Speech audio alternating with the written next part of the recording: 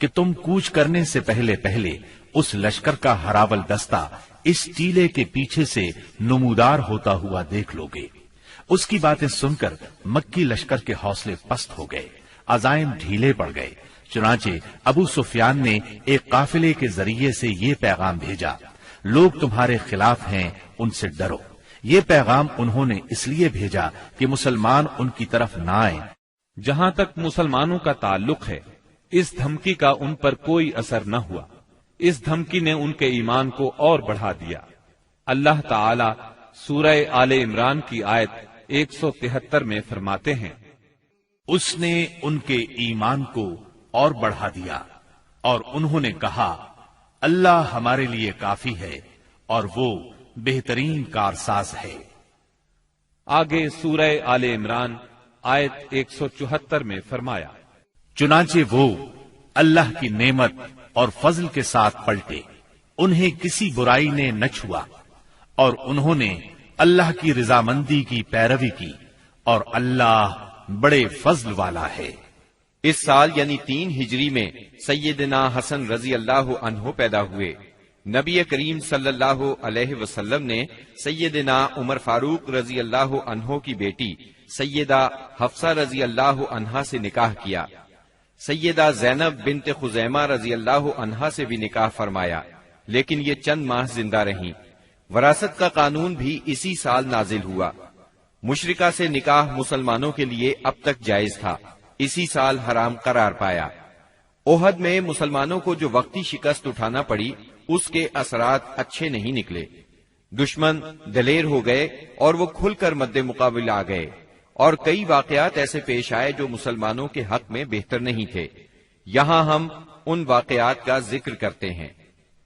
ازل اور قارہ قبائل کے کچھ لوگ رسول اللہ صلی اللہ علیہ وسلم کے پاس آئے اور درخواست کی، اے اللہ کے رسول، ہمارے ہاں اسلام کا چرچا ہے لیکن دین سکھانے والا کوئی نہیں، لہٰذا آپ ہمیں دین سکھانے اور قرآن پڑھانے کے لیے کچھ لوگوں کو بھیج دیں۔ نبی اکرم صلی اللہ علیہ وسلم نے ان کی درخواست سن کر اپنے 10 صحابہ کو سیدنا عاصم بن ثابت رضی اللہ عنہ کی امارت میں روانہ فرمایا۔ جب یہ لوگ رجی کے مقام پر پہنچے تو ان لوگوں نے غداری کی اور قبیلہ حذیل کی ایک شاخ بنو لحیان کو ان پر چڑھا لائے۔ ان کے قریباً 100 تیر اندازوں نے انہیں ایک ٹیلے پر گھیر لیا، پھر انہیں یہ عہد و پیمان دیا کہ اگر وہ لڑے بغیر نیچے اتر آئیں تو وہ انہیں قتل نہیں کریں گے۔ ان کی بات سن کر سیدنا عاصم رضی اللہ عنہ نے اترنے سے انکار کر دیا اور اپنے ساتھیوں کے ساتھ مل کر جنگ شروع کر دی۔ اس طرح اس جنگ میں 7 صحابہ شہید ہو گئے، 3 باقی رہ گئے۔ کفار نے پھر وہی عہد دیا، چنانچہ وہ تینوں ٹیلے سے اتر آئے، مگر کفار نے بد عہدی کی اور انہیں باندھ لیا۔ اس پر ان میں سے ایک نے کہا، یہ تمہاری پہلی بد عہدی ہے، میں تم لوگوں کے ساتھ نہیں جاؤں گا۔ کفار نے انہیں قتل کر دیا اور باقی 2 کو مکے لے چلے۔ مکے لے جا کر ان دونوں کو بیچ دیا۔ یہ دونوں خبیب بن عدی اور زید بن دسنہ رضی اللہ عنہما تھے۔ سیدنا خبیب رضی اللہ عنہ نے غزوہ بدر میں حارث بن عامر بن نوفل کو قتل کیا تھا، لہذا انہیں کچھ عرصے تک قید میں رکھ کر تنعیم لے جایا گیا اور قتل کر دیا گیا۔ انہوں نے قتل سے پہلے 2 رکعت نماز ادا کی اور ان پر بد دعا کی، پھر چند اشعار پڑھے۔ ان میں سے 2 یہ ہیں، میں مسلمان مارا جاؤں تو مجھے کچھ پرواہ نہیں کہ اللہ کی راہ میں کس پہلو پر قتل ہوتا ہوں، اور یہ تو اللہ کی ذات کے لیے ہے، اور اگر وہ چاہے تو بوٹی بوٹی کیے ہوئے اعضاء کے جوڑ جوڑ میں برکت عطا کر دے۔ اس کے بعد ابو سفیان نے خبیب رضی اللہ عنہ سے کہا، کیا تمہیں یہ بات پسند ہے کہ تمہارے بدلے محمد ہمارے قبضے میں ہوتے اور ہم ان کی گردن مارتے اور تم اپنے اہل و عیال میں ہوتے؟ جواب میں انہوں نے فرمایا، اللہ کی قسم، مجھے تو یہ بھی گوارا نہیں کہ میں اپنے اہل و عیال میں ہوتا اور اس کے بدلے میں محمد صلی اللہ علیہ وسلم کو جہاں آپ ہوں وہاں کوئی کانٹا چبھ جاتا اور وہ آپ کو تکلیف دیتا۔ یعنی میں تو اپنی جان بچانے کے بدلے میں انہیں کانٹا چبھنے کے برابر بھی تکلیف دینا گوارا نہیں کرتا۔ اور پھر اچانک حارث بن عامر کے بیٹے نے انہیں باپ کے بدلے میں قتل کر دیا۔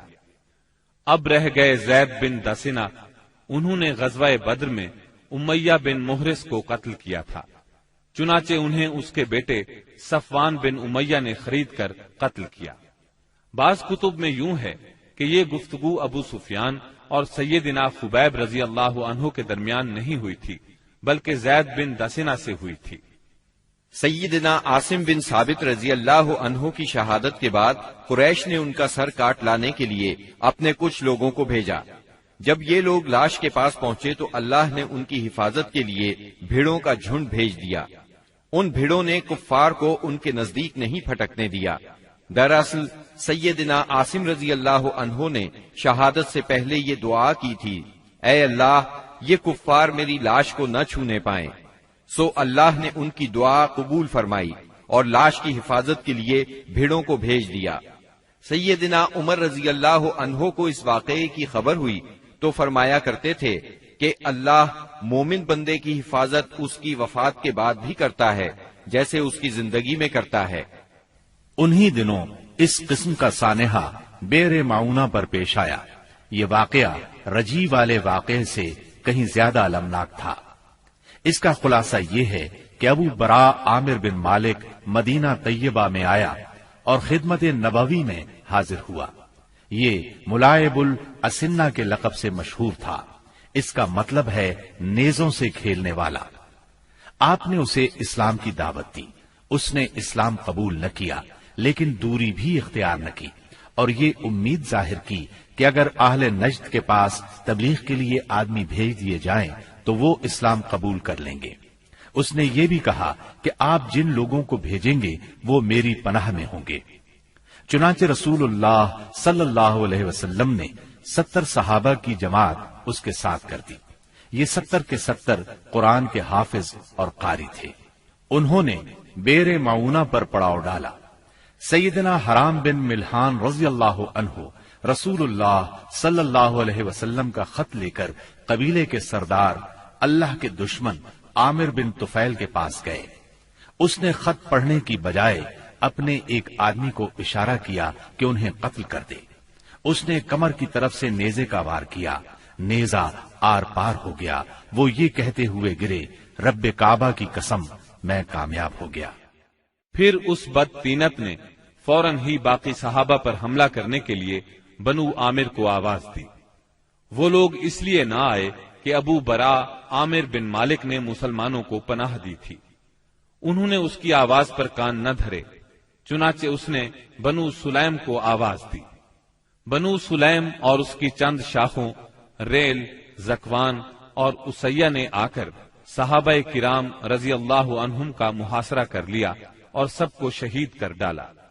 صرف کعب بن زید اور عمرو بن امیہ زمری رضی اللہ عنہما بچ رہے۔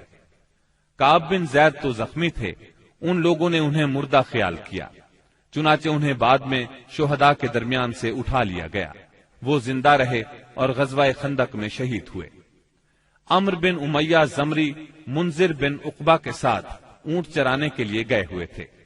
انہوں نے پڑاؤ کی جگہ پر پرندوں کو منڈلاتے دیکھا تو بھانپ گئے کہ کوئی سانحہ ہو گیا ہے۔ فوراً وہاں پہنچے۔ حالات دیکھ کر منذر بن عقبہ نے ان دشمنوں سے لڑ کر شہید ہونے کا فیصلہ کیا۔ چنانچہ وہ ان سے لڑے اور لڑتے لڑتے شہید ہو گئے۔ عمرو بن امیہ کو قید کر لیا گیا۔ جب عامر بن طفیل کو بتایا کہ ان کا تعلق قبیلہ مزر سے ہے تو عامر نے ان کی پیشانی کے بال کٹوا کر اپنی ماں کی طرف سے انہیں آزاد کر دیا۔ اس کی ماں نے ایک گردن آزاد کرنے کی منت مانی تھی۔ عمرو بن امیہ رضی اللہ عنہ مدینہ منورہ کی طرف روانہ ہوئے۔ راستے میں قرقرہ نامی ایک مقام پر پہنچے تو بنو کلاب کے 2 آدمی ملے۔ عمرو بن امیہ رضی اللہ عنہ نے انہیں دشمن کے آدمی خیال کیا اور قتل کر دیا، حالانکہ ان کے پاس رسول اللہ صلی اللہ علیہ وسلم کی طرف سے عہد موجود تھا۔ چنانچہ جب یہ مدینہ منورہ پہنچے اور اس واقعے کی اطلاع دی تو رسول اللہ صلی اللہ علیہ وسلم نے فرمایا، تم نے 2 ایسے آدمیوں کو قتل کیا ہے جن کی دیت مجھے دینا ہوگی۔ اللہ کے رسول صلی اللہ علیہ وسلم کو واقعہ رجی اور بئر معونہ سے بہت رنج پہنچا۔ یہ دونوں حادثے ایک ہی مہینے یعنی صفر 4 ہجری میں پیش آئے تھے، اور کہا جاتا ہے کہ دونوں حادثات کی خبر آپ کو ایک ہی رات میں پہنچی تھی۔ آپ نے ان قاتلوں پر 30 دن تک نماز فجر میں بد دعا فرمائی، یہاں تک کہ اللہ نے ان شہداء کی طرف سے یہ پیغام نازل کیا، ہماری قوم کو ہماری طرف سے یہ بات پہنچا دیں کہ ہم اپنے رب سے ملے تو وہ ہم سے راضی ہے اور ہم اس سے راضی ہیں۔ اس کے بعد آپ نے قنوت ترک کر دی۔ عمرو بن امیہ زمری رضی اللہ عنہ نے جب واپس آ کر بنو کلاب کے 2 آدمیوں کے قتل کی اطلاع دی تو رسول اللہ صلی اللہ علیہ وسلم چند صحابہ کے ساتھ بنو نذیر کے پاس تشریف لے گئے تاکہ معاہدے کے مطابق دونوں مقتولین کی دیت میں مدد کریں۔ انہوں نے آپ سے کہا، ابو القاسم، ہم ایسا ہی کریں گے، آپ تشریف رکھیے، ہم آپ کی ضرورت پوری کیے دیتے ہیں۔ ان لوگوں نے آپ کو ایک دیوار کے نیچے بٹھایا، آپ دیوار سے ٹیک لگا کر بیٹھ گئے۔ ادھر یہود جمع ہوئے، ان پر شیطان سوار تھا۔ انہوں نے باہم مشورہ کیا اور کہا، ہم میں سے کون ہے جو اس بھاری پتھر کو اوپر لے جا کر آپ کے سر پر گرا دے؟ اس پر ایک بدبخت ترین یہودی عمرو بن جہاش اٹھا، اس نے کہا، یہ کام میں کروں گا۔ پھر اس نے پتھر اٹھایا اور اس کو اوپر کی طرف لے چلا۔ ادھر سیدنا جبرائیل علیہ السلام نے آ کر نبی صلی اللہ علیہ وسلم کو ان کے ارادے کی خبر کر دی، چنانچہ آپ تیزی سے اٹھے اور مدینہ منورہ چلے آئے۔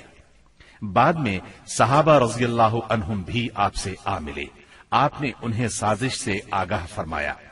اس واقعے پر نبی کریم صلی اللہ علیہ وسلم نے محمد بن مسلمہ رضی اللہ عنہ کو بنو نذیر کے پاس بھیجا۔ ان کے ذریعے سے آپ نے یہود کو پیغام دیا، تم لوگ مدینے سے نکل جاؤ، اب تم یہاں نہیں رہ سکتے، تمہیں 10 دن کی مہلت ہے، اس کے بعد جو یہاں نظر آیا اس کی گردن مار دی جائے گی۔ رسول اللہ صلی اللہ علیہ وسلم کے اس فرمان پر یہودیوں نے وہاں سے چلنے کی تیاری شروع کر دی، لیکن اسی دوران میں رئیس المنافقین عبداللہ بن ابی نے انہیں کہلا بھیجا، ڈٹ جاؤ اور یہاں سے نکلنے سے انکار کر دو، میرے ساتھ 2000 جنگجو ہیں، وہ تمہارے ساتھ تمہارے قلعوں میں داخل ہوں گے اور تمہاری حفاظت کی خاطر جان دے دیں گے، اور بنو قریظہ اور بنو غطفان بھی تمہاری مدد کریں گے۔ اس کا پیغام سن کر یہود نے اپنے اندر قوت اور مضبوطی محسوس کی اور رسول اللہ صلی اللہ علیہ وسلم سے کہلا بھیجا کہ ہم یہاں سے نہیں جائیں گے، آپ جو کر سکتے ہیں کر لیں۔ یہ سن کر رسول اللہ صلی اللہ علیہ وسلم نے کہا، اللہ اکبر۔ صحابہ رضی اللہ عنہم نے بھی مل کر کہا، اللہ اکبر۔ نبی صلی اللہ علیہ وسلم نے مدینہ منورہ کا انتظام سیدنا ابن ام مکتوم رضی اللہ عنہ کو سونپا اور جھنڈا سیدنا علی رضی اللہ عنہ کو مرحمت فرما کر بنو نذیر کے علاقے کا رخ کیا۔ وہاں پہنچ کر ان کا محاصرہ کر لیا۔ انہوں نے بھی اپنے قلعوں اور گڑھیوں میں پناہ لے لی اور اسلامی لشکر پر تیر اور پتھر برسانے لگے۔ نبی صلی اللہ علیہ وسلم نے دیکھا کہ کھجور کے درخت اور باغات ان کے لیے ڈھال بنے ہوئے ہیں، چنانچہ آپ نے ان کو کاٹ دینے اور جلا دینے کا حکم فرمایا۔ اس عمل سے یہودیوں کے حوصلے ٹوٹ گئے اور اللہ نے ان کے دلوں پر مسلمانوں کا رعب طاری فرما دیا۔ چنانچہ 6 روز بعد یا ایک دوسری روایت کے مطابق 15 روز بعد انہوں نے اس شرط پر ہتھیار ڈال دیے کہ وہ مدینہ منورہ سے جلا وطن ہو جائیں گے۔ اس موقع پر بنو قریظہ بھی ان سے الگ تھلگ رہے۔ منافقین کے سردار اور ان کے حلیفوں نے بھی وعدہ خلافی کی اور ان کی مدد کو نہ آئے۔ رسول اللہ صلی اللہ علیہ وسلم نے انہیں اجازت دی کہ وہ ہتھیاروں کے سوا جو ساز و سامان چاہیں لے جا سکتے ہیں، چنانچہ ان سے جو کچھ ہو سکا لے گئے، یہاں تک کہ دروازے، کھڑکیاں، کھوٹیاں اور چھتوں کی کڑیاں تک لے گئے۔ اللہ تعالی سورۃ الحشر کی آیت 2 میں اس بارے میں فرماتے ہیں، وہ اپنے ہاتھوں اور اہل ایمان کے ہاتھوں اپنے گھر برباد کر رہے تھے، پس اے اہل بصیرت عبرت پکڑو۔ اس جلا وطنی کے بعد ان کی اکثریت اور بڑے لوگوں نے خیبر میں قیام کیا۔ ان کا ایک چھوٹا گروہ ملک شام جا بسا۔ رسول اللہ صلی اللہ علیہ وسلم نے ان کی زمین اور علاقہ خاص مہاجرین اولین میں تقسیم فرما دیا۔ صرف 2 انصاری صحابہ ابو دجانہ اور سہل بن حنیف رضی اللہ عنہما کو ان کی تنگ دستی کے سبب اس میں سے عطا فرمایا۔ اس کے علاوہ آپ اسی میں سے اپنی ازواج مطہرات کا سال بھر کا خرچ نکالتے تھے۔ اس کے بعد جو کچھ بچتا اسے جہاد کی تیاری کے لیے ہتھیاروں اور گھوڑوں کی خریداری میں صرف فرماتے تھے۔ آپ نے ان کے پاس سے 50 خود اور 300 تلواریں بھی پائیں۔ ابو سفیان نے احد میں اعلان کیا تھا کہ اگلے سال جنگ ہوگی، چنانچہ شعبان 4 ہجری کی آمد پر رسول اللہ صلی اللہ علیہ وسلم نے اس کے اعلان کے مطابق بدر کا رخ کیا۔ وہاں 8 دن ٹھہر کر ابو سفیان کا انتظار کرتے رہے۔ آپ کے ساتھ 1500 کا لشکر اور 10 گھوڑے تھے۔ جھنڈا سیدنا علی رضی اللہ عنہ کے ہاتھ میں تھا۔ آپ نے مدینے کا انتظام عبداللہ بن رواحہ رضی اللہ عنہ کے سپرد کیا تھا۔ دوسری طرف ابو سفیان بھی 2000 کا لشکر لے کر روانہ ہوا، جس میں 50 سوار تھے۔ مر الزہران پہنچ کر مجنہ نام کے مشہور چشمے پر پڑاؤ ڈالا، لیکن شروع ہی سے ان پر رعب سا طاری تھا۔ واپسی کے بہانے سوچنے لگا۔ بالآخر یہاں پہنچ کر اس نے اپنے ساتھیوں سے کہا، جنگ اس وقت مناسب ہوتی ہے جب شادابی ہو اور ہریالی ہو، تاکہ جانور چر سکیں اور تم بھی دودھ پی سکو۔ اس وقت خشک سالی ہے، لہٰذا میں تو واپس جا رہا ہوں، تم بھی واپس چلے چلو۔ اس پر پورا لشکر کسی مخالفت کے بغیر واپس ہو گیا۔ مسلمانوں کو جب ان کے واپس ہونے کی خبر ملی تو انہوں نے اپنا سامان تجارت فروخت کیا، خوب نفع کمایا اور اس شان سے واپس لوٹے کہ ہر دشمن پر ان کی دھاک بیٹھ چکی تھی اور ہر طرف امن و امان قائم ہو چکا تھا۔ چنانچہ 1 سال سے زیادہ عرصہ گزر گیا اور دشمنوں کو کچھ کرنے کی جرت نہ ہوئی۔ اسی وجہ سے رسول اللہ صلی اللہ علیہ وسلم کو آخری حدود تک امن پھیلانے کا موقع ملا۔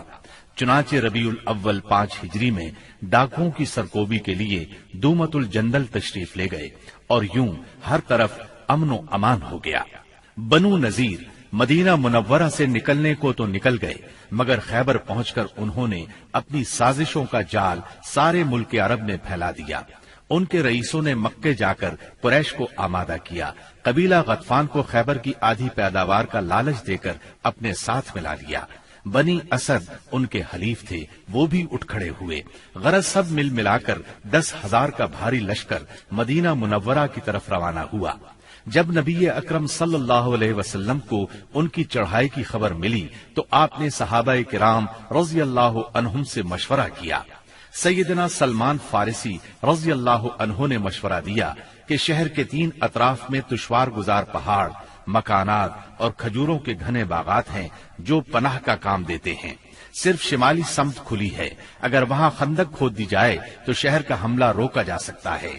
آپ نے یہ رائے پسند کی، لہذا آپ نے اسی جانب ہرہ شرقیہ اور غربیہ کے درمیان کا سب سے تنگ مقام منتخب کیا، جو کم و بیش 1 میل ہے۔ وہاں خندق کھود کر دونوں ہروں کو ملا دیا۔ مغرب میں یہ خندق سلا پہاڑی کے شمال سے شروع ہوتی تھی اور مشرق میں مقام شیخین کے پاس ہرہ شرقیہ کے ایک بڑھے ہوئے سرے سے جا ملتی تھی۔ آپ نے ہر 10 آدمیوں کو 40 ہاتھ خندق کھودنے کا کام سونپا اور خود بھی خندق کھودنے اور مٹی ڈھونے میں شریک ہو گئے۔ لوگ رجز پڑھتے اور آپ جواب دیتے، نیز آپ رجز پڑھتے اور لوگ جواب دیتے تھے۔ لوگوں نے خندق کھودنے میں بڑی مشقتیں برداشت کی، بالخصوص سردی اور بھوک کی شدت۔ لوگوں نے رسول اللہ صلی اللہ علیہ وسلم سے بھوک کی شکایت کی اور اپنے پیٹوں پر 1 پتھر بندھے ہوئے دکھلائے تو آپ نے انہیں اپنے پیٹ پر 2 پتھر دکھلا دیے۔ خندق کی کھدائی کے دوران بعض نشانیاں بھی دیکھنے میں آئیں۔ سیدنا جابر نے رسول اللہ صلی اللہ علیہ وسلم کی بھوک کی سختی دیکھی تو صبر نہ کر سکے، اپنی بکری کا ایک بچہ ذبح کیا اور ان کی بیوی نے 1 سا جو پیسے۔ پھر خفیہ طور پر رسول اللہ صلی اللہ علیہ وسلم کو چند صحابہ کرام سمیت دعوت دی، مگر رسول اللہ صلی اللہ علیہ وسلم سارے اہل خندق کے ساتھ، جن کی تعداد 1000 تھی، چل پڑے اور سب نے شکم سیر ہو کر کھایا۔ پھر بھی ہانڈی بھری ہوئی ابلتی رہی اور آٹے سے روٹی پکتی رہی۔ اس طرح سیدنا برا کے ساتھیوں کا ایک سخت چٹان سے سامنا ہوا۔ نبی صلی اللہ علیہ وسلم نے اتر کر بسم اللہ کہا اور کدال سے ایک ضرب لگائی تو ایک ٹکڑا کٹ گیا اور اس سے ایک روشنی نکلی۔ آپ نے فرمایا اللہ اکبر، مجھے شام کی کنجیاں دی گئیں اور اس وقت میں اس کے سرخ محل دیکھ رہا ہوں۔ اس کے بعد آپ نے دوسری ضرب لگائی اور فتح فارس کی خوشخبری سنائی، پھر تیسری ضرب لگائی اور فتح یمن کی خوشخبری سنائی اور پوری چٹان کٹ گئی۔ ادھر قریش اور ان کے پیروکار 4000 کا لشکر لے کر آئے۔ ان کے ساتھ 300 گھوڑے اور 1000 اونٹ تھے۔ ان کا سالار ابو سفیان تھا اور جھنڈا عثمان بن طلحہ نے اٹھا رکھا تھا۔ جب یہ لشکر مدینہ کے قریب پہنچا تو خندق دیکھ کر دنگ رہ گیا، چنانچہ انہیں مدینہ منورہ کے باہر پڑاؤ کرنا پڑا۔ ادھر 3000 مسلمان پوری طرح ہوشیار تھے اور خندق کی نگرانی کر رہے تھے۔ دونوں اطراف سے تیر اندازی شروع ہوئی جو کئی دن تک جاری رہی۔ ایک روز مشرکین کے شاہ سواروں کی ایک جماعت نے ایک تنگ مقام سے خندق عبور کر لی۔ ان لوگوں میں عمرو بن عبد ود، اکرمہ بن ابی جہل اور زرار بن خطاب وغیرہ شامل تھے۔ ان کے گھوڑے اندر داخل ہو کر چکر کاٹنے لگے۔ ایسے میں سیدنا علی رضی اللہ عنہ چند مسلمانوں کے ساتھ نکلے اور جس مقام سے انہوں نے خندق عبور کی تھی اس پر قبضہ کر لیا۔ اس طرح انہوں نے ان لوگوں کا واپسی کا راستہ بند کر دیا۔ اس پر عمرو بن عبد ود نے انہیں مقابلے کے لیے للکارا۔ وہ بہت بہادر اور ظالم تھا۔ سیدنا علی رضی اللہ عنہ نے کوئی بات کہہ کر اسے بھڑکا دیا۔ وہ گھوڑے سے اتر آیا۔ اب دونوں نے ایک دوسرے پر بڑھ چڑھ کر وار کیے۔ آخر سیدنا علی نے اسے ایک کاری ضرب لگائی، وہ وہیں ڈھیر ہو گیا۔ باقی مشرک بھاگ نکلنے میں کامیاب ہو گئے۔ بھاگتے وقت ان کی بدحواسی کا عالم یہ تھا کہ اکرمہ اپنا نیزہ چھوڑ گیا۔ نوفل بن عبداللہ خندق میں جا گرا، جسے مسلمانوں نے قتل کر دیا۔ اب مشرکین نے تیر اندازی شروع کر دی۔ تیروں کے ساتھ وہ پتھر بھی برسا رہے تھے۔ مسلمان عورتیں ایک قلعے میں محفوظ تھیں۔ وہ قلعہ بنو قریظہ کے پاس تھا۔ بنو قریظہ نے جب یہ دیکھا کہ مسلمان حملے کی زد میں ہیں، ادھر میدان خالی ہے، تو قلعے پر قبضے کے برے ارادے سے قلعے کی طرف بڑھے۔ ایک یہودی تو پھاٹک کے پاس پہنچ گیا۔ عورتوں نے بھی انہیں دیکھ لیا اور ان کے ارادے کو بھانپ لیا۔ سیدنا زبیر رضی اللہ عنہ کی والدہ اور نبی کریم صلی اللہ علیہ وسلم کی پھوپھی سیدہ صفیہ رضی اللہ عنہا آگے بڑھی اور اس پر حملہ کر دیا۔ آن کی آن میں وہ ڈھیر ہو گیا۔ انہوں نے اس کا سر کاٹ کر میدان میں پھینک دیا۔ اپنے ساتھی کا سر دیکھ کر بنو قریظہ کے لوگ یہ سمجھے کہ قلعے میں مسلمانوں کی فوج موجود ہے، لہذا آگے بڑھنے سے رک گئے اور واپس لوٹ گئے۔ غزوہ خندق شوال 5 ہجری میں پیش آیا تھا۔ مشرکین نے قریباً 1 ماہ تک مسلمانوں کا محاصرہ جاری رکھا۔ اس کا مطلب ہے محاصرہ شوال میں شروع ہوا اور ذیقعد میں ختم ہوا۔ ابن سعد کا بیان ہے کہ جس روز رسول اللہ صلی اللہ علیہ وسلم واپس ہوئے وہ بدھ کا روز تھا اور ذیقعد کے ختم ہونے میں صرف 7 دن باقی تھے۔ اس جنگ میں دونوں طرف کے صرف چند افراد مارے گئے، یعنی 10 مشرک اور 6 مسلمان۔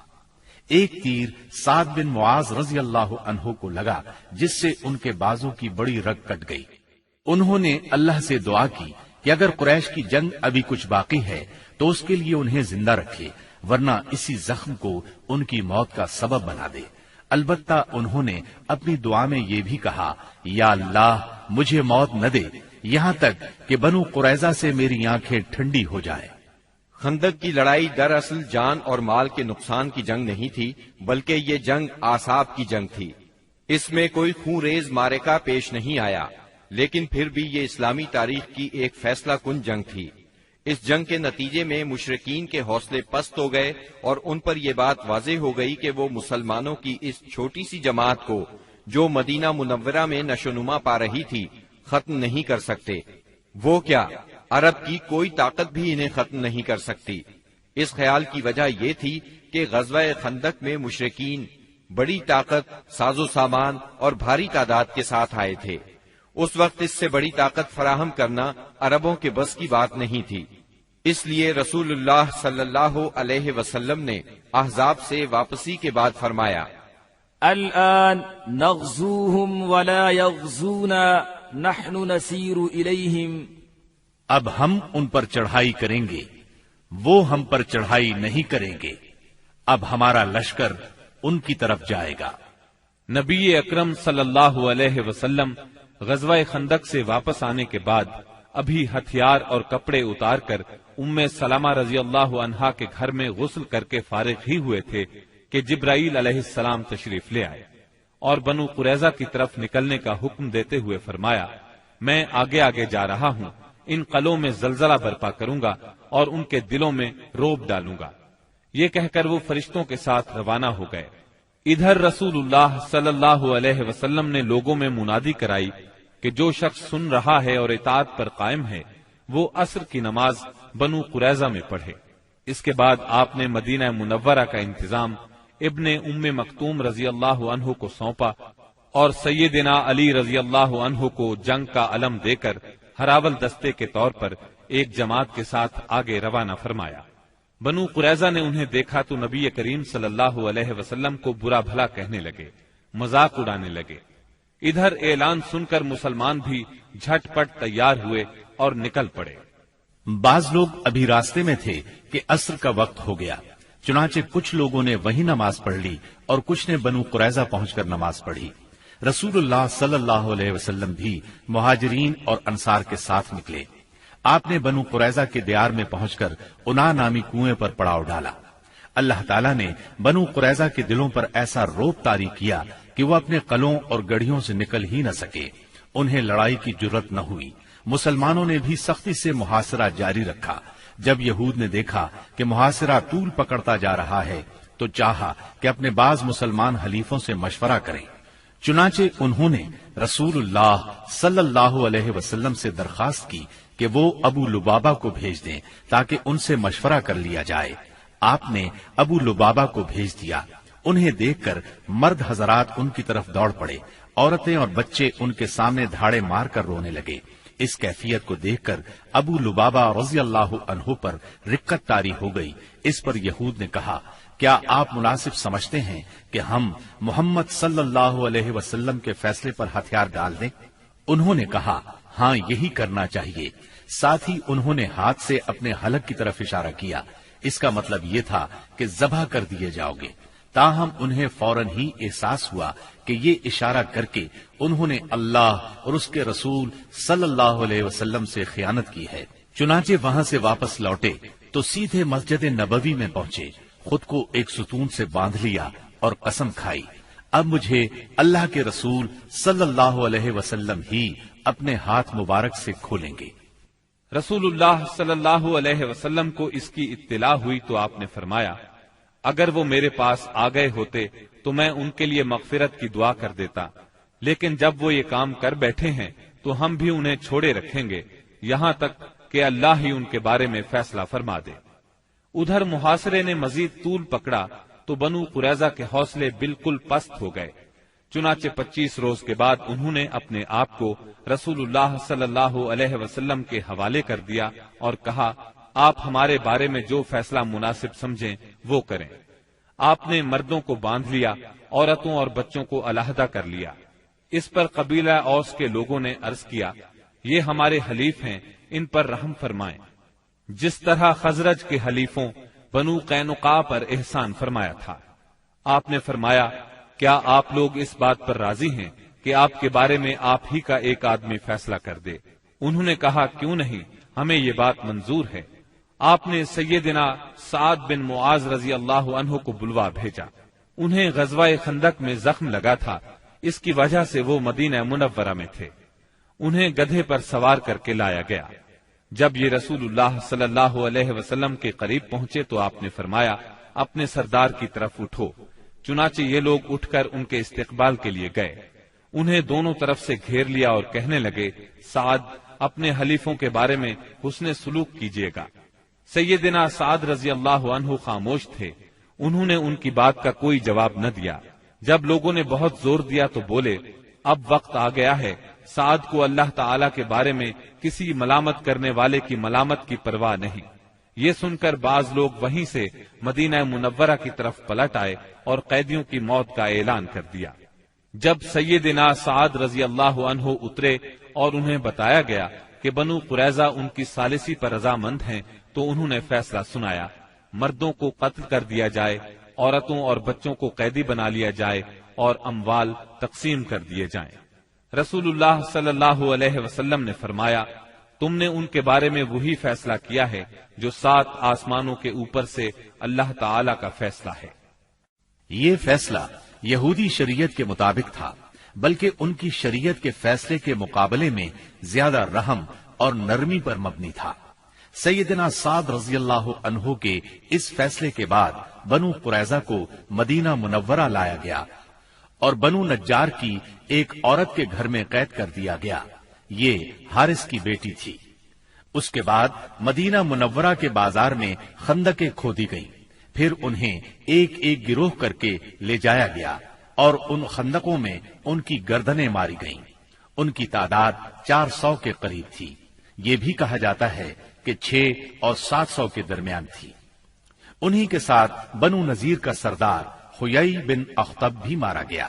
یہ یہود کے ان 20 سرداروں میں سے تھا جنہوں نے قریش اور غطفان کو غزوہ احزاب کے لیے تیار کیا تھا۔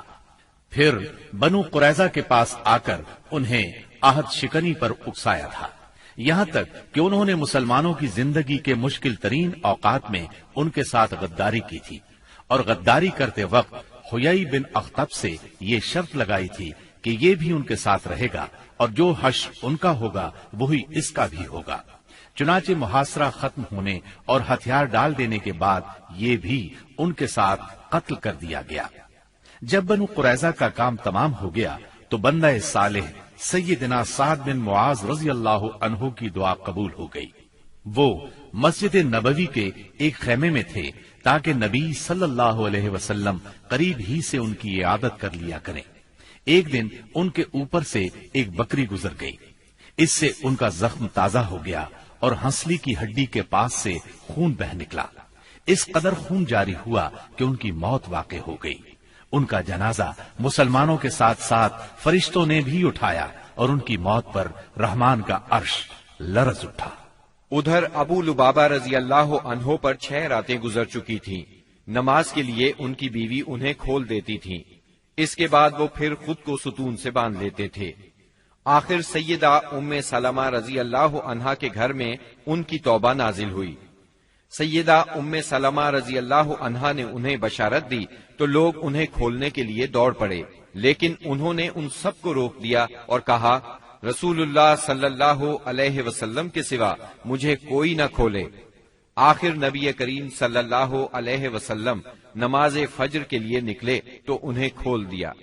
غزوہ بنو قریظہ کے بعد مسلمانوں نے اور کئی فوجی کاروائیاں انجام دی۔ ان میں اہم کاروائیاں یہ ہیں: سمامہ بن اسال نبی صلی اللہ علیہ وسلم کو اور آپ کے لائے ہوئے دین کو سخت ناپسند کرتے تھے، چنانچہ محرم 6 ہجری میں مسیلمہ کذاب کے حکم سے بھیس بدل کر نبی صلی اللہ علیہ وسلم کو قتل کرنے نکلے۔ ادھر نبی صلی اللہ علیہ وسلم نے محمد بن مسلمہ رضی اللہ عنہ کو 30 سواروں کے ساتھ زریہ کے اطراف میں بھیجا تھا تاکہ بنی بکر بن کلاب کو تنبیہ کریں۔ زریہ بصرہ کے راستے میں مدینہ منورہ سے 7 رات کے فاصلے پر واقع ہے۔ ان سواروں نے واپس آتے ہوئے سمامہ بن اسال کو دیکھ لیا، انہیں ان پر شک گزرا، چنانچہ گرفتار کر کے مدینہ منورہ لے آئے اور مسجد کے ایک ستون سے باندھ دیا۔ نبی کریم صلی اللہ علیہ وسلم وہاں سے گزرے تو فرمایا، سمامہ تمہارے نزدیک کیا ہے؟ انہوں نے کہا، اے محمد، میرے نزدیک خیر ہے، اگر قتل کرو گے تو ایک خون والے کو قتل کرو گے، اگر احسان کرو گے تو ایک قدردان پر احسان کرو گے، مال چاہتے ہو تو مانگو، جو چاہو گے دیا جائے گا۔ نبی صلی اللہ علیہ وسلم ان کی بات سن کر مسکرا دیے اور انہیں ان کے حال پر چھوڑ کر آگے بڑھ گئے۔ دوسرے دن نبی کریم صلی اللہ علیہ وسلم پھر اس طرف سے گزرے تو آپ نے فرمایا، سمامہ تمہارا کیا حال ہے؟ وہ بولے، میں ٹھیک ہوں، اگر قتل کرو گے تو ایک قصاص والے کو قتل کرو گے، اگر احسان کرو گے تو ایک قدردان پر احسان کرو گے، اگر مال چاہتے ہو تو مانگو، جو چاہو گے دیا جائے گا۔ آپ ان کی بات سن کر مسکرائے اور آگے بڑھ گئے۔ تیسرے دن پھر یہی گفتگو ہوئی۔ اس روز آپ نے فرمایا سمامہ کو چھوڑ دو۔ صحابہ کرام رضی اللہ عنہم نے انہیں چھوڑ دیا۔ اس کے بعد انہوں نے غسل کیا اور مسلمان ہو گئے۔ اسلام لانے کے بعد وہ بولے، اللہ کی قسم، اسلام لانے سے پہلے روئے زمین پر کوئی چہرہ میرے نزدیک آپ کے چہرے سے زیادہ قابل نفرت نہیں تھا، لیکن اب آپ کا چہرہ میرے نزدیک روئے زمین پر سب سے زیادہ محبوب ہو گیا ہے۔ اور اللہ کی قسم، روئے زمین پر کوئی دین میرے نزدیک آپ کے دین سے زیادہ ناپسندیدہ نہیں تھا، مگر اب آپ کا دین میرے نزدیک تمام ادیان سے زیادہ پسندیدہ ہو گیا ہے۔ واپسی پر سیدنا سمامہ رضی اللہ عنہ عمرے کے لیے مکہ گئے تو قریش نے انہیں اسلام لانے پر ملامت کی۔ اس پر وہ بولے، اللہ کی قسم، تمہارے پاس یمامہ سے گندم کا ایک دانہ بھی نہیں آئے گا جب تک رسول اللہ صلی اللہ علیہ وسلم اس کی اجازت نہ دے دیں۔ چنانچہ واپسی پر انہوں نے اہل مکہ کے لیے گندم فروخت کرنے کی ممانعت کر دی، جس سے وہ مشکل میں پڑ گئے، یہاں تک کہ انہوں نے نبی صلی اللہ علیہ وسلم کو خط لکھا، اس میں اپنی قرابت کا واسطہ دیا اور درخواست کی کہ آپ سمامہ کو لکھ دیں، وہ گندم فروخت کرنے کی اجازت دے دیں۔ آپ نے سمامہ رضی اللہ عنہ کو لکھ دیا۔ بنو لہیان وہی ہیں جنہوں نے رجی کے مقام پر دھوکے سے 8 صحابہ کرام رضی اللہ عنہم کو شہید کیا تھا اور 2 کو اہل مکہ کے ہاتھوں فروخت کر دیا تھا، جہاں وہ بے دردی سے شہید کر دیے گئے تھے۔ یہ لوگ حجاز کے بہت اندر عصفان کی حدود میں آباد تھے، اسی لیے نبی صلی اللہ علیہ وسلم نے ان سے انتقام لینے میں قدر تاخیر سے کام لیا۔ جب کفار کے مختلف گروہوں میں پھوٹ پڑ گئی اور آپ دشمنوں سے کسی قدر مطمئن ہو گئے تو آپ نے مدینہ منورہ کا انتظام ابن ام مکتوم رضی اللہ عنہ کو سونپ کر 200 صحابہ اور 20 گھوڑوں کے ساتھ ربیع الاول 6 ہجری میں بنو لہیان کا رخ کیا اور یلغار کرتے ہوئے بطن غران تک پہنچ گئے۔ یہ امج اور عصفان کے درمیان بطن غران نامی ایک وادی ہے اور اسی جگہ آپ کے صحابہ کرام رضی اللہ عنہم کو شہید کیا گیا تھا۔ آپ نے ان کے لیے دعائے رحمت کی، 2 روز تک یہیں قیام فرمایا۔ ادھر بنو لہیان کو آپ کی آمد کی خبر مل گئی، وہ پہاڑوں کی طرف بھاگ گئے، ان کا کوئی آدمی ہاتھ نہ آ سکا۔ پھر آپ نے عصفان کا قصد کیا اور وہاں سے 10 سواروں کا دستہ آگے بھیجا تاکہ قریش ان کی آمد کا حال سن کر مرعوب ہو جائیں۔ اس دستے نے قراء الغمیم تک کا چکر لگایا۔ اس کے بعد آپ کل 14 دن مدینہ منورہ سے باہر گزار کر واپس مدینے لوٹ آئے۔ جمادی الاولیٰ 6 ہجری میں رسول اللہ صلی اللہ علیہ وسلم نے سیدنا زید بن حارثہ رضی اللہ عنہ کو 170 سواروں کے ساتھ عیس کی جانب روانہ فرمایا۔ انہیں روانہ کرنے کا مقصد یہ تھا کہ وہ شام سے آنے والے ایک قریشی قافلے کو پکڑیں۔ اس قافلے کے سربراہ رسول اللہ صلی اللہ علیہ وسلم کی صاحبزادی سیدہ زینب رضی اللہ عنہا کے شوہر ابو العاص بن ربی تھے۔ اس مہم میں قریش کے ایک قافلے کا مال ہاتھ آیا، لیکن ابو العاص بھاگ نکلنے میں کامیاب ہو گئے اور سیدھے مدینہ منورہ جا پہنچے۔ انہوں نے سیدہ زینب رضی اللہ عنہا کی پناہ لے لی اور ان سے کہا، رسول اللہ صلی اللہ علیہ وسلم سے کہیں آپ قافلے کا سامان واپس کر دیں۔ سیدہ زینب رضی اللہ عنہا نے سفارش کی تو نبی کریم صلی اللہ علیہ وسلم نے چھوٹی بڑی ہر چیز واپس کر دی۔ ابو العاص سارا مال لے کر مکے پہنچے، امانتیں ان کے مالکوں کے حوالے کی، پھر مسلمان ہو کر مدینہ منورہ آ گئے۔ نبی کریم صلی اللہ علیہ وسلم نے پہلے ہی نکاح کے تحت سیدہ زینب رضی اللہ عنہا کو انہیں واپس کر دیا۔ یہ واپسی 3 سال سے کچھ زیادہ عرصہ بعد ہوئی تھی۔ رسول اللہ صلی اللہ علیہ وسلم نے اس دوران میں مزید کئی سرایا بھیجے، جن کا دشمن کی سرکشی توڑنے، ان کے شر کی آگ بجھانے اور دور دراز علاقوں میں امن پھیلانے میں بڑا اثر تھا۔ پھر آپ کے پاس کچھ اس طرح کی خبریں آئیں کہ آپ غزوہ بنو المستلق کے لیے تشریف لے گئے۔ یہ غزوہ 5 ہجری یا 6 ہجری میں ہوا۔ بنو المستلق قبیلہ خزاعہ کی ایک شاخ تھی۔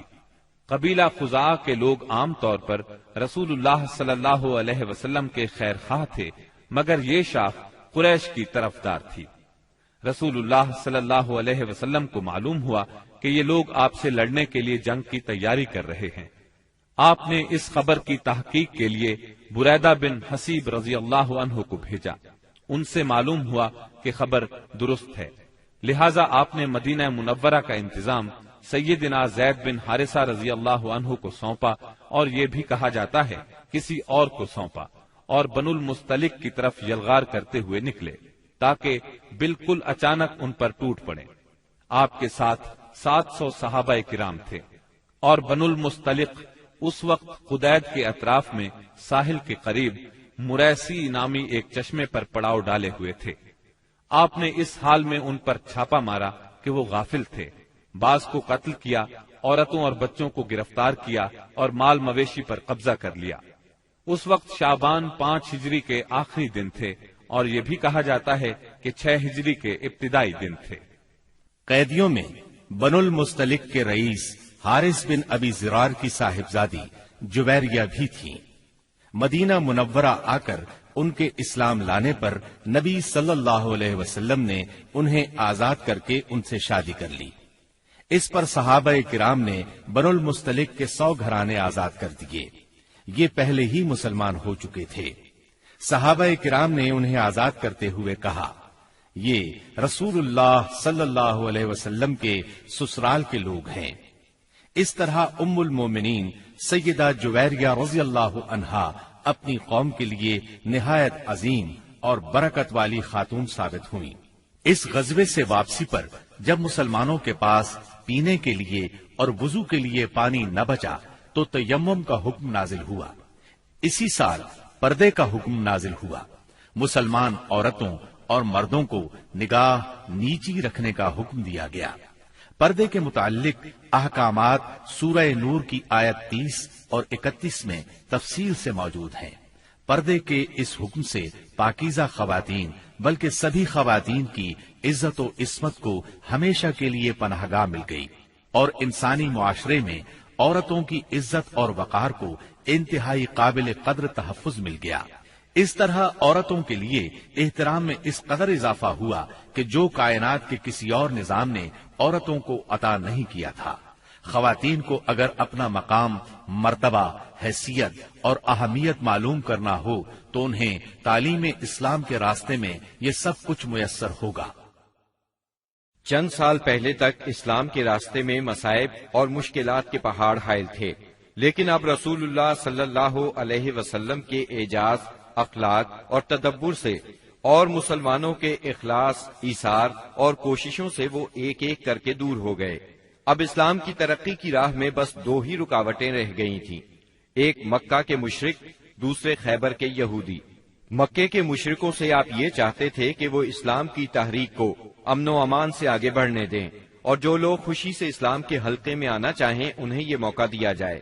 مکہ معظمہ میں غریب اور کمزور مسلمان عورتوں، بچوں اور بے بس مسلمان مردوں کو جو نظر بند کر رکھا ہے انہیں مدینہ منورہ آنے دیا جائے۔ مسلمانوں کو مکہ آنے جانے اور خانہ کعبہ کے طواف اور حج کی آزادی مل جائے۔ دوسری طرف رسول اللہ صلی اللہ علیہ وسلم خیبر کے یہود سے صرف یہ چاہتے تھے کہ وہ اسلام کی طاقت کو تسلیم کر لیں۔ یہ دونوں رکاوٹیں اس سال کے دوران صلح حدیبیہ اور یہود کے مکمل خاتمے سے دور ہو گئیں۔ مہاجرین کو مکہ معظمہ چھوڑے قریباً 6 سال بیت چکے تھے۔ کچھ لوگ کعبے کی زیارت کو بہت ترس رہے تھے اور کچھ اپنے رشتہ داروں سے ملنے کے لیے بے چین تھے۔ دونوں جذبے فطری تھے۔ ہجرت کے مقدس فریضے نے اس فطری جذبے کو دبا دیا تھا۔ ہجرت کے 6 سال مدینہ منورہ میں رسول اللہ صلی اللہ علیہ وسلم کو خواب دکھلایا گیا کہ آپ اور آپ کے صحابہ امن کے ساتھ مسجد حرام میں داخل ہوئے۔ آپ نے خانہ کعبہ کی کنجی لی اور صحابہ کرام سمیت بیت اللہ کا طواف اور عمرہ کیا۔ پھر کچھ لوگوں نے سروں کو منڈوایا اور کچھ نے قصر کروایا۔ آپ نے صحابہ کرام رضی اللہ عنہم کو اس خواب کی اطلاع دی اور یہ بتلایا کہ آپ عمرہ ادا فرمائیں گے، لہذا صحابہ کرام بھی سفر کے لیے تیار ہو گئے۔ آپ نے مدینہ کے گرد و پیش کی آبادیوں میں بھی روانگی کا اعلان فرما دیا۔ لیکن انہوں نے چلنے میں دیر کر دی۔ رسول اللہ صلی اللہ علیہ وسلم پیر کے روز یکم ذیقعد 6 ہجری کو 1400 مہاجرین و انصار کے ساتھ مدینہ منورہ سے روانہ ہوئے اور اپنے ساتھ قربانی کے جانور بھی لیے تاکہ لوگ جان لیں کہ آپ جنگ کے لیے نہیں عمرے کے لیے جا رہے ہیں۔ ذوالحلیفہ پہنچ کر جانوروں کو قلادے پہنائے گئے، ان کی کوہانے چیر کر نشان بنایا اور عمرے کا احرام باندھا۔ نبی صلی اللہ علیہ وسلم نے سفر جاری رکھا۔ عسفان پہنچے تو آپ کو اطلاع دی گئی کہ قریش مسلمانوں کو بیت اللہ سے روکنے اور جنگ کرنے کا تہیہ کیے بیٹھے ہیں۔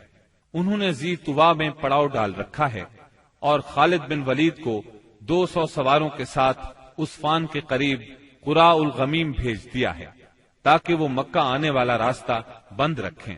نیز اپنی مدد کے لیے حلیف قبائل کو بھی جمع کر لیا ہے۔ اس پر رسول اللہ صلی اللہ علیہ وسلم نے صحابہ کرام سے مشورہ کیا کہ کیا کریں۔ یہ حلیف قبائل جو جمع ہوئے ہیں ان کے گھروں پر ہلہ بول دیں یا سیدھے بیت اللہ کا قصد کریں اور جو روکے اس سے لڑے۔ سیدنا ابو بکر صدیق رضی اللہ عنہ نے کہا، ہم عمرہ کرنے آئے ہیں، لڑنے نہیں، لہذا جو ہمارے اور بیت اللہ کے درمیان رکاوٹ بنے گا ہم اس سے لڑیں گے۔ رسول اللہ صلی اللہ علیہ وسلم نے اس رائے کو پسند فرمایا۔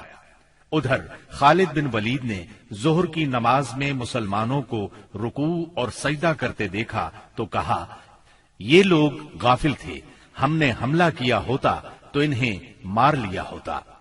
پھر انہوں نے طے کیا کہ عصر کی نماز کے دوران حملہ کریں گے، لیکن اللہ نے ظہر اور عصر کے درمیان صلاۃ خوف یعنی حالت جنگ میں نماز کا حکم نازل فرمایا۔ اس حکم میں وضاحت کی گئی کہ اس حالت میں مسلمان نماز کس طرح ادا کریں۔ اس طرح خالد بن ولید کے ہاتھ سے یہ موقع بھی جاتا رہا۔ پھر رسول اللہ صلی اللہ علیہ وسلم نے اس راستے کو چھوڑ کر ایک دوسرا راستہ اختیار کیا اور مکے سے نیچے داہنے ہاتھ چل کر سنیت المرار پہنچ گئے، جہاں سے حدیبیہ میں اترتے ہیں۔ وہاں پہنچے تو آپ کی اونٹنی بیٹھ گئی، لوگوں نے اسے اٹھانے کی کوشش کی تو بھی نہ اٹھی۔ اب لوگوں نے کہا، قصوا اڑ گئی ہے۔ اس پر آپ نے فرمایا، قصوا اڑی نہیں اور نہ یہ اس کی عادت ہے، بلکہ اسے اس ہستی نے روک رکھا ہے جس نے ہاتھی کو روک دیا تھا۔ پھر آپ نے فرمایا، اللہ کی قسم، یہ لوگ مجھ سے کسی بھی ایسے معاملے کا مطالبہ نہیں کریں گے جس میں اللہ کی حرمتوں کی تعظیم کر رہے ہوں، مگر میں اسے ضرور تسلیم کر لوں گا۔ اس کے بعد آپ نے اونٹنی کو ڈانٹا تو وہ اچھل کر کھڑی ہو گئی۔ پھر آپ نے آگے بڑھ کر حدیبیہ میں پڑاؤ ڈالا۔ اس کے بعد بدیل بن ورقہ خزائی خزاعہ کی ایک جماعت کے ساتھ آیا۔ یہ لوگ رسول اللہ صلی اللہ علیہ وسلم کے خیر خواہ تھے۔ اس نے بتایا کہ قریش آپ سے جنگ کرنے اور آپ کو بیت اللہ سے روکنے کا تہیہ کیے بیٹھے ہیں۔ آپ نے اس سے فرمایا، ہم صرف عمرہ کرنے آئے ہیں، لڑائی کے لیے نہیں آئے، اور ہم صلح کے لیے تیار ہیں، لیکن اگر قریش نے لڑائی ہی پر اصرار کیا تو ہم اس وقت تک لڑتے رہیں گے جب تک کہ میرا سر تن سے جدا نہیں ہو جاتا یا اللہ کا حکم نافذ نہیں ہو جاتا۔ بدیل نے واپس پلٹ کر یہ بات قریش کو بتائی۔ انہوں نے مکرز بن حفص کو بھیجا۔ آپ نے اس سے بھی وہی بات کہی جو بدیل سے کہی تھی۔ اس کے بعد قریش نے حلیف قبائل کے سردار حلیس بن علقمہ کو بھیجا۔ جب وہ نمودار ہوئے تو رسول اللہ صلی اللہ علیہ وسلم نے فرمایا، یہ شخص ایسی قوم سے تعلق رکھتا ہے جو قربانی کے جانوروں کا بہت احترام کرتی ہے، لہذا جانوروں کو کھڑا کر دو۔ صحابہ کرام نے جانوروں کو کھڑا کر دیا اور خود بھی لبیک پکارتے ہوئے اس کا استقبال کیا۔ اس نے یہ حالت دیکھی تو کہا، سبحان اللہ، ان لوگوں کو بیت اللہ سے روکنا ہرگز مناسب نہیں۔ بھلا یہ کیا کہ لخم، جزام اور حمیر کے لوگ تو حج کریں اور عبد المطلب کا بیٹا بیت اللہ سے روک دیا جائے۔ بیت اللہ کے رب کی قسم، قریش برباد ہوئے، یہ لوگ عمرہ کرنے آئے ہیں۔ قریش نے یہ بات سنی تو کہا، بیٹھ جاؤ، تم اعرابی ہو، تمہیں چال بازیوں کا علم نہیں۔ اس کے بعد قریش نے عروہ بن مسعود ثقفی کو بھیجا۔ اس نے آ کر بات کی۔ رسول اللہ صلی اللہ علیہ وسلم نے اس سے بھی وہی کہا جو بدیل سے کہا تھا۔ اس نے دربار نبوت کی کیفیت دیکھی تو دنگ رہ گیا۔ اس نے مکہ واپس جا کر کہا، میں نے قیصر و کسریٰ کے دربار دیکھے ہیں، مگر جیسے جانثار محمد بن عبداللہ کو ملے ہیں ان کی کوئی مثال نہیں۔ ان کے نبی جب وضو کرتے ہیں تو یہ لوگ وضو کا پانی زمین پر نہیں گرنے دیتے۔ اب رسول اللہ صلی اللہ علیہ وسلم نے طے کیا کہ قریش کے پاس ایک سفیر بھیجیں جو انہیں یقین دلائے کہ آپ عمرہ ہی کے لیے آئے ہیں۔ چنانچہ آپ نے سیدنا عثمان بن عفان رضی اللہ عنہ کو روانہ فرمایا اور انہیں یہ حکم بھی دیا کہ وہ مکہ کے کمزور مومن مردوں اور عورتوں کے پاس جا کر انہیں قریب ہی فتح کی بشارت سنائیں اور یہ بتلا دیں کہ اللہ تعالی اپنے دین کو مکہ میں ظاہر اور غالب کرنے والا ہے، یہاں تک کہ کسی کو ایمان چھپانے کی ضرورت نہیں ہوگی۔ سیدنا عثمان رضی اللہ عنہ ابان بن سعید اموی کی پناہ میں مکہ معظمہ کے اندر داخل ہوئے اور پیغام پہنچایا۔ قریش نے سیدنا عثمان کو پیشکش کی کہ بیت اللہ کا طواف کر لیں۔ اس پر سیدنا عثمان رضی اللہ عنہ نے فرمایا، یہ کیسے ممکن ہے کہ رسول اللہ صلی اللہ علیہ وسلم کو تو بیت اللہ سے روک دیا جائے اور عثمان طواف کرے۔ پھر انہوں نے سیدنا عثمان رضی اللہ عنہ کو روک لیا۔ غالباً وہ چاہتے تھے کہ آپس میں مشورہ کر لیں، پھر جواب سمیت انہیں رخصت کریں، لیکن ان کے واپس پہنچنے میں دیر ہوئی تو مسلمانوں میں یہ افواہ پھیل گئی کہ انہیں قتل کر دیا گیا ہے۔ چونکہ قاصد کے قتل کا مطلب اعلان جنگ ہے، اس لیے رسول اللہ صلی اللہ علیہ وسلم نے فرمایا، ہم اس جگہ سے ٹل نہیں سکتے یہاں تک کہ ان لوگوں سے مارکہ آرائی نہ کر لیں۔ پھر آپ نے ایک درخت کے نیچے 1400 صحابہ کرام سے بیعت لی۔ صحابہ نے بڑی گرمجوشی کے ساتھ موت پر اور میدان سے نہ بھاگنے پر بیعت کی۔ اس موقع پر رسول اللہ صلی اللہ علیہ وسلم نے اپنا ایک ہاتھ دوسرے ہاتھ سے پکڑ کر فرمایا، یہ عثمان کا ہاتھ ہے۔ لیکن جب بیعت مکمل ہو چکی تو سیدنا عثمان رضی اللہ عنہ بھی آ گئے۔ اللہ نے اس بیعت کی فضیلت میں سورۃ الفتح کی آیت 18 نازل فرمائی۔ یقیناً اللہ مومنین سے راضی ہوا جب وہ آپ سے درخت کے نیچے بیعت کر رہے تھے، اور یہیں سے اس کا نام بیعت رضوان مشہور ہوا۔ قریش نے اس بیعت کا حال سنا تو ان پر بڑا زبردست رعب طاری ہوا اور انہوں نے صلح کرنے کے لیے سہیل بن عمرو کو بھیجا۔ سہیل بن عمرو نے لمبی گفتگو کی۔ آخر کار یہ شرائط طے ہوئیں۔ نمبر 1، رسول اللہ صلی اللہ علیہ وسلم اس سال مکے میں داخل ہوئے بغیر لوٹ جائیں گے، اگلے سال مکے آئیں گے اور 3 روز قیام کریں گے۔ ان کے ساتھ کوئی ہتھیار نہیں ہوگا، صرف تلواریں ہوں گی، وہ بھی میان کے اندر۔ نمبر 2، فریقین میں 10 سال کے لیے جنگ بند رہے گی۔ نمبر 3، جو شخص محمد صلی اللہ علیہ وسلم کے عہد میں داخل ہونا چاہے داخل ہو سکتا ہے، اور جو قریش کے عہد میں داخل ہونا چاہے داخل ہو سکتا ہے۔ نمبر 4، قریش کا جو آدمی مسلمانوں کی پناہ میں جائے گا مسلمان اسے قریش کے حوالے کر دیں گے، لیکن مسلمانوں کا جو آدمی قریش کی پناہ میں آئے گا قریش اسے واپس نہیں کریں گے۔ نمبر 5، اس کے بعد آپ نے سیدنا علی رضی اللہ عنہ کو بلایا اور املا کرائی کہ لکھو بسم اللہ الرحمن الرحیم۔ اس پر سہیل بن عمرو نے کہا، ہم نہیں جانتے کہ رحمان کیا ہے، آپ بسمک اللہم لکھیں۔ رسول اللہ صلی اللہ علیہ وسلم نے انہیں یہی لکھنے کا حکم فرمایا۔ پھر آپ نے املا لکھوائی، یہ وہ بات ہے جس پر محمد رسول اللہ نے مصالحت کی ہے۔ اس پر سہیل نے کہا، اگر ہم جانتے کہ آپ اللہ کے رسول ہیں تو آپ کو پھر ہم نہ تو بیت اللہ سے روکتے اور نہ آپ سے جنگ کرتے، لہذا آپ محمد بن عبداللہ لکھوائیں۔ آپ نے فرمایا، میں اللہ کا رسول ہوں اگرچہ تم جھٹلاؤ۔ پھر آپ نے سیدنا علی رضی اللہ عنہ کو حکم فرمایا، لفظ رسول اللہ کو مٹا کر محمد بن عبداللہ لکھیں۔ سیدنا علی رضی اللہ عنہ نے مٹانا گوارا نہ کیا، اس لیے نبی کریم صلی اللہ علیہ وسلم نے خود اپنے دست مبارک سے مٹایا۔ پھر پوری دستاویز کے 2 نسخے لکھے گئے، ایک نسخہ قریش کے لیے، دوسرا مسلمانوں کے لیے۔ صلح نامہ حدیبیہ کی شرائط ظاہر میں بہت سخت تھی، اسی لیے بعض پرجوش مسلمانوں کو ان کے ماننے میں تأمل ہو رہا تھا، لیکن جب خود رسول اللہ صلی اللہ علیہ وسلم ان کو مان چکے تو پھر انکار کی جرت کون کرتا؟ اور پھر چند ہی دنوں بعد معلوم ہو گیا کہ یہ شرائط اسلام کے حق میں بے حد فائدہ مند تھی۔ ابھی صلح نامہ لکھا جا رہا تھا کہ قریش کے نمائندے سہیل بن عمرو کے صاحبزادے ابو جندل بیڑیاں گھسیٹتے آ پہنچے۔ سہیل نے ان کی واپسی کا مطالبہ کر دیا۔ نبی کریم صلی اللہ علیہ وسلم نے فرمایا، ابھی تو تحریر مکمل بھی نہیں ہوئی۔ اس پر سہیل نے کہا، تب میں آپ سے صلح ہی نہیں کرتا۔ آپ نے فرمایا، اچھا تم اسے میری خاطر چھوڑ دو۔ اس نے کہا، یہ بھی نہیں ہو سکتا۔ پھر سہیل نے ابو جندل کو مارا۔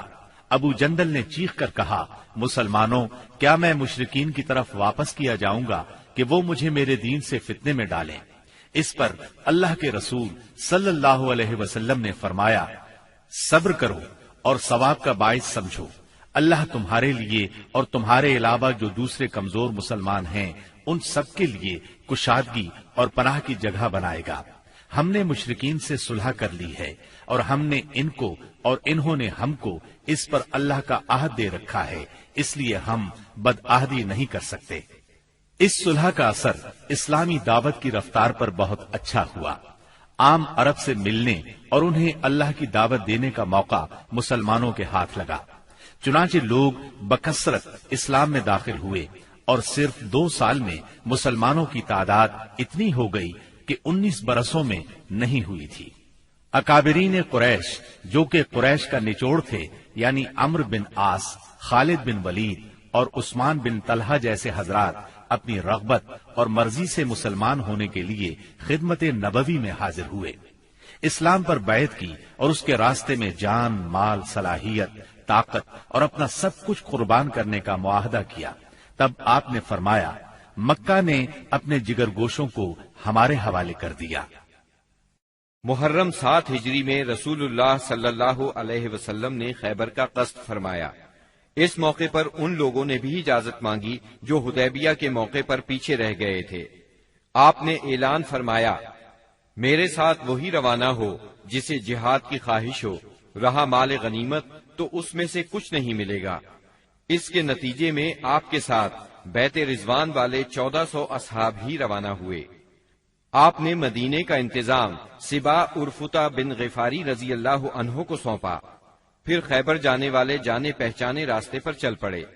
قریباً نصف راستہ طے کرنے کے بعد آپ نے ایک دوسرا راستہ اختیار فرمایا جو ملک شام کی جانب سے خیبر پہنچاتا تھا۔ اس سے آپ کا مقصد یہ تھا کہ یہودیوں کے لیے ملک شام کی طرف بھاگنے کا راستہ بند کر دیں۔ آپ نے سفر کی آخری رات خیبر کے پاس گزاری، مگر یہودی بے خبر رہے۔ پھر فجر کی نماز اندھیرے میں پڑھی اور سوار ہو کر خیبر کا رخ کیا۔ ادھر یہود بے خبری میں اپنے پھاوڑے اور ٹوکریاں وغیرہ لے کر اپنی زمینوں کی طرف نکلے۔ انہوں نے اچانک لشکر کو سامنے دیکھا تو چیختے ہوئے بھاگے۔ اللہ کی قسم، محمد لشکر سمیت آ گئے۔ نبی صلی اللہ علیہ وسلم نے فرمایا، اللہ اکبر، خیبر تباہ ہوا۔ جب ہم کسی قوم کے میدان میں اتر پڑتے ہیں تو ڈرائے ہوئے لوگوں کی صبح بری ہو جاتی ہے۔ خیبر مدینہ منورہ سے 171 کلومیٹر شمال میں واقع ہے۔ اس وقت اس کی آبادی 3 حصوں میں بٹی ہوئی تھی، ایک نطات، دوسرے قتیبہ اور تیسرے شق۔ نطات میں 3 قلعے تھے، حصن نائم، حصن صعب بن معاذ اور حصن قلعہ زبیر۔ شق میں 2 قلعے تھے، حصن ابی اور حصن نزار۔ اور قتیبہ میں 3 قلعے تھے، حصن قموس، حصن وتیح، حصن سلالی۔ ان کے علاوہ خیبر میں مزید قلعے اور گڑھیاں بھی تھیں، مگر وہ چھوٹی تھیں اور طاقت اور حفاظت میں ان کے ہم پلہ نہیں تھی۔ رسول اللہ صلی اللہ علیہ وسلم نے نطات کے قلعوں کے مشرق میں تیروں کی پہنچ سے دور پڑاؤ ڈالا اور حصن نائم کے محاصرے سے جنگ کا آغاز کیا۔ یہ بہت بلند، محفوظ اور مشکل چڑھائی والا قلعہ تھا اور یہود کی پہلی دفاعی لائن کی حیثیت رکھتا تھا۔ اسی میں ان کا شاہزور بہادر مرحب بھی تھا۔ یہ 1000 مردوں کے برابر مانا جاتا تھا۔ چند روز تک فریقین میں تیر اندازی ہوئی، پھر رسول اللہ صلی اللہ علیہ وسلم نے فتح کی بشارت دیتے ہوئے فرمایا، کل میں جھنڈا ایسے شخص کو دوں گا جو اللہ اور اس کے رسول صلی اللہ علیہ وسلم سے محبت رکھتا ہے اور جس سے اللہ اور اس کے رسول محبت کرتے ہیں۔ آپ کا یہ فرمان سن کر سب انصار اور مہاجرین نے اس آرزو میں رات گزاری کہ جھنڈا اسے دیا جائے۔ صبح ہوئی تو آپ نے فرمایا، علی کہاں ہیں؟ صحابہ کرام نے بتایا، ان کی آنکھ آئی ہوئی ہے۔ آپ نے انہیں بلا بھیجا، وہ لائے گئے۔ آپ نے ان کی آنکھوں میں لعاب دہن لگایا اور دعا فرمائی، وہ اسی وقت شفا یاب ہو گئے، گویا انہیں کوئی تکلیف تھی ہی نہیں۔ پھر انہیں جھنڈا دیا اور فرمایا، جنگ سے پہلے انہیں اسلام کی دعوت دو۔ ادھر یہود نے اپنی عورتیں اور بچے شق کے قلعے میں بھیج دیے تھے اور اس صبح طے کیا تھا کہ کھلے میدان میں جنگ کریں گے۔ چنانچہ جب سیدنا علی رضی اللہ عنہ ان کے پاس پہنچے تو انہیں جنگ کے لیے تیار پایا۔ آپ نے انہیں اسلام کی دعوت دی، انہوں نے صاف انکار کر دیا۔ مرحب نے فخر اور غرور سے تلوار لہرائی اور دعوت مبارزت دی، یعنی اپنے مقابلے میں کسی کو بھی آنے کے لیے للکارا۔ اس نے یہ شعر پڑھا، خیبر جانتا ہے کہ میں مرحب ہوں، ہتھیار پوش، بہادر اور تجربہ کار، جب جنگ و پیکار شعلہ زن ہو۔ اس کے مقابلے میں سیدنا عامر بن اقوا رضی اللہ عنہ نمودار ہوئے۔ وہ کہہ رہے تھے، خیبر جانتا ہے میں عامر ہوں، ہتھیار پوش، شہ زور اور جنگجو۔ پھر دونوں نے ایک دوسرے پر وار کیا۔ مرحب کی تلوار سیدنا عامر کی ڈھال میں پھنس گئی۔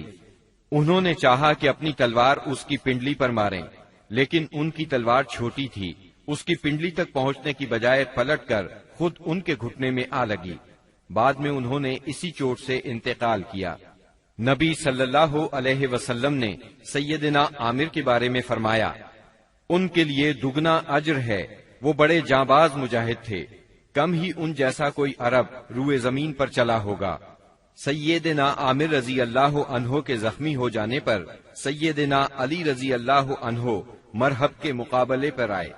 آپ یہ شعر پڑھ رہے تھے، یعنی میں وہ شخص ہوں کہ میری ماں نے میرا نام حیدر یعنی شیر رکھا ہے، جنگل کے شیر کی طرح خوفناک، میں انہیں سا کے بدلے نیزے کی ناپ پوری کروں گا۔ اس کے بعد مرحب کے سر پر تلوار کا ایسا وار کیا کہ وہ وہیں ڈھیر ہو گیا۔ اس کے بعد مرحب کے بھائی یاسر نے نکل کر مقابلے کی دعوت دی۔ اس کے مقابلے میں سیدنا زبیر بن عوام نکلے اور اسے اس کے بھائی کے پاس پہنچا دیا۔ پھر گھمسان کی لڑائی چھڑ گئی، بہت سے یہودی مارے گئے، جس سے ان کے حوصلے پست ہو گئے اور وہ اپنے مورچے چھوڑ کر بھاگ نکلے۔ مسلمانوں نے ان کا پیچھا کیا اور بزور قلعے میں داخل ہو گئے۔ یہود اس قلعے سے بھاگ کر اس کے ساتھ والے قلعے حصن الصاب میں مورچہ بند ہو گئے۔ ادھر مسلمانوں کو قلعہ حصن نائم میں بہت سا غلہ، کھجوریں اور اسلحہ ملا۔ اس کے بعد مسلمانوں نے سیدنا حباب بن منذر رضی اللہ عنہ کی قیادت میں حصن صاب کا محاصرہ کر لیا۔ یہ محاصرہ 3 دن جاری رہا۔ Thanks for watching. Don't forget to like, comment, share and subscribe to